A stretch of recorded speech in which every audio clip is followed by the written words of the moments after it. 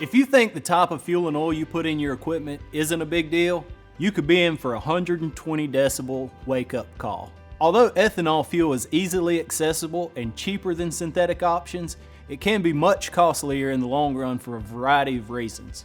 First, there's phase separation. You see, the ethanol in the gas naturally attracts water from the atmosphere. That water is so heavy that it settles to the bottom and takes the ethanol with it and pulls the octane out of the fuel in the process. This results in pre-ignition problems. In addition, it creates a corrosive substance that deteriorates the fuel system components and eats away the metal in the carburetor and the engine, which can lead to engine failure. If you're wondering why this doesn't happen when you pump the ethanol gas in your car, it's because it has a larger engine. But with a small engine and a chainsaw, hedge trimmer, or an edger, it's another story. Another drawback with ethanol gas is that it doesn't last long. In fact, 30 days is the suggested max before it starts to lose its quality, and probably less than that if you're getting your gas from a pump that doesn't get much use. The last issue with ethanol gas is fuel oxidation. The fuel is exposed to the air, which makes the lower quality fuel break down and creates issues in the fuel system as well as in the engine. It's like soda that goes flat and just loses its fizz. The good part of the fuel goes away, which makes it harder to ignite. Plus, the poor quality fuel has deposits in it that make the pistons and components stick together, eliminating lubrication that leads to overheating and failure. Meanwhile, synthetic fuel doesn't separate. The high quality fuel can last for years in the can it comes in, as well as in your equipment, which will keep your equipment running smoothly and prevent you from wasting money on avoidable repairs.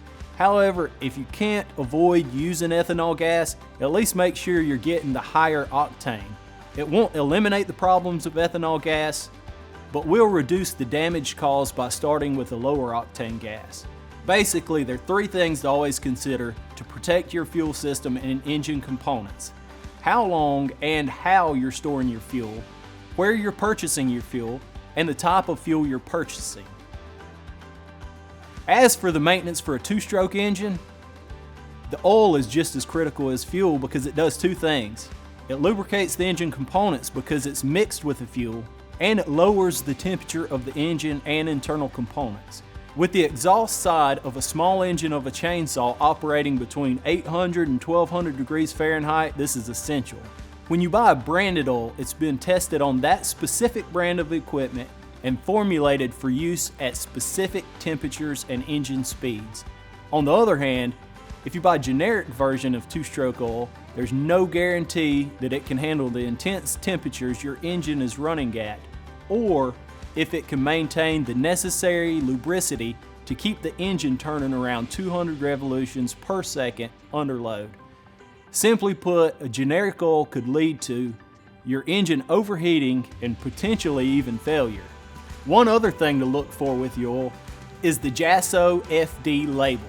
Although it sounds like some extra fine whiskey, it's the highest rating an oil can get because its lubricity, cooling capacity, and low smoke emissions.